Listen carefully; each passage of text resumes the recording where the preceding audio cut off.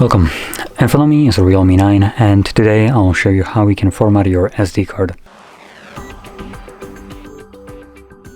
So to get started, you'll want to open up your settings and then navigate all the way down to About Phones, because they decided to jam the storage settings into here.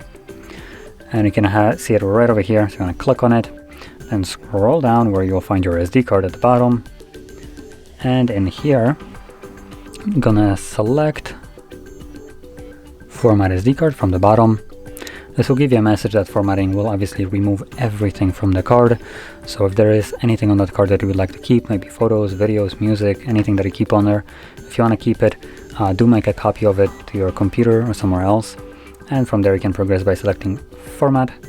So begin the process, which only takes a couple seconds and should be right about done. There we go. So it's now finished. So anyway, that is how you can format your SD card, and if you found this very helpful, don't forget to hit like, subscribe, and thanks for watching.